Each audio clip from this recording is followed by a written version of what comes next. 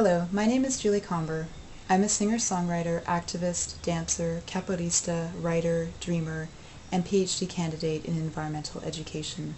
But more than anything else, I'm just someone who cares about the world, and I truly hope I can make this world a better place. Our world is so beautiful, but there is so much suffering and injustice, and the destruction of our natural world seems relentless. So I felt compelled to share my thoughts for the 6-minute speech project for the UN's Rio+20 about the future we want. I will just quickly situate myself so you know where I'm coming from. First of all, I wish to acknowledge that I have created this video in Ottawa, Canada, which is on unceded, unconquered, and unsurrendered Algonquin land. I have lived in Canada, Guyana, Australia, and Tanzania, and traveled through Europe and the Caribbean. My background is in zoology, genetics, bioethics, and animal welfare, and my current research is on wildlife clubs in Guyana with the Makushi, one of the indigenous tribes there. There are so many issues that we need to work on, but I will focus on one important issue that I feel is often neglected: factory farming, also called intensive livestock farming or intensive animal production. This is an issue that I first found out about when I was 15 years old, right at the time of the first Rio Summit in 1992.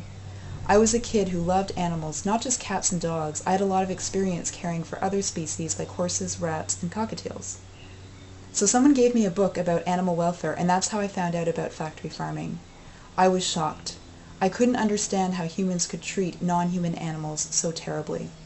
And I knew immediately that there was no morally relevant difference between a horse and a cow, a dog and a pig, a cockatiel and a chicken. So why was our society allowing so many millions of these animals to suffer? And what does this mean? What does this say about us as humans? Over the past 20 years, I've come to understand this really is a cross-cutting and essential issue for us to deal with as a species. Factory farms are not only horrible for the animals that are raised within them, they have a huge impact on our environment and a terrible impact on human health and well-being. The numbers are truly appalling, and I think many of us numb out or tune out. We humans don't seem to be very good at responding appropriately and compassionately towards large numbers of others that do not seem close to us, to our daily lives and our families. As Stalin said, one death is a tragedy, a million deaths is a statistic. When we hear of one animal, one cow, escaping from the slaughterhouse, for example, most people cheer. But the fact that 9 billion chickens are raised and killed for meat each year in the US alone is not discussed. 112 million pigs are killed in the US each year, and the list goes on and on. So worldwide, billions of animals are raised in horrendous conditions and then don't even have a good death, and we don't do enough about it. So I'll move on to ideas about how to eliminate factory farms. 10 years after the first Rio Summit, I was doing my master's in bioethics, and my interest was in the HIV/AIDS pandemic in sub-Saharan Africa. It just so happened that Dr. Solomon Benatar, a doctor and AIDS activist from South Africa, came to McGill University, and he gave an incredible talk and was a guest at one of our classes. I'll never forget one of the things he said, which was directed to those of us in the West, in developed countries. We have to stop living our privileged existence based on the suffering of unseen others. He was speaking about the social and economic inequality that fuels the HIV/AIDS pandemic, but I could see how his comments applied to so many other problems in our world, especially to factory farming. But a positive way to look at this is that when we truly see and appreciate others, then we can heal ourselves and the world. When I say others, I don't just mean other human beings, I mean other species too. We are not fully human except in relationship to other species.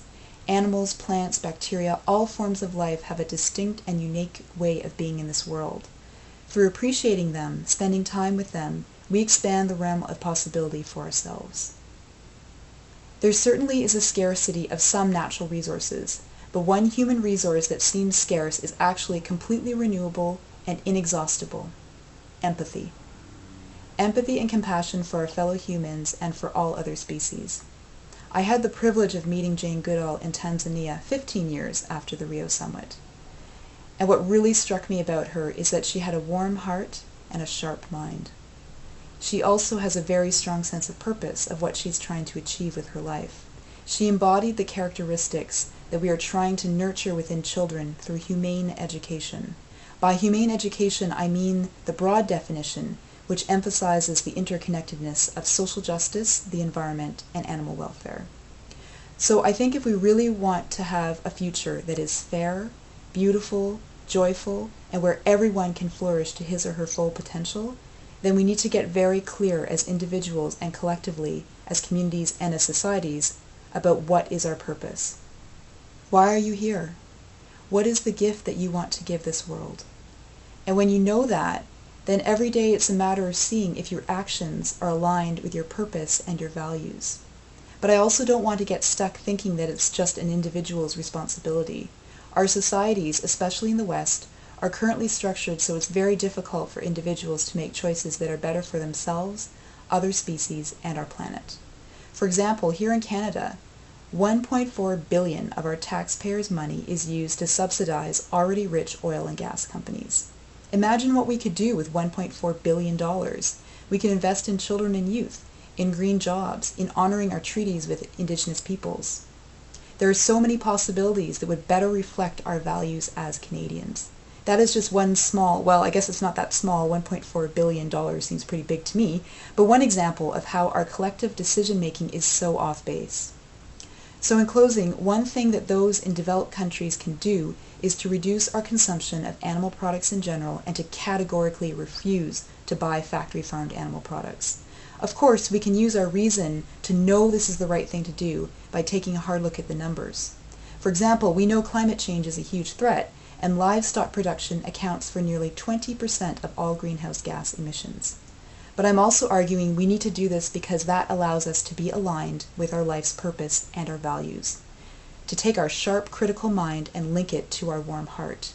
We might be able to fool our rational mind that it's okay to buy factory-farmed products, but do you really think that you fool your heart and soul when you consume those products?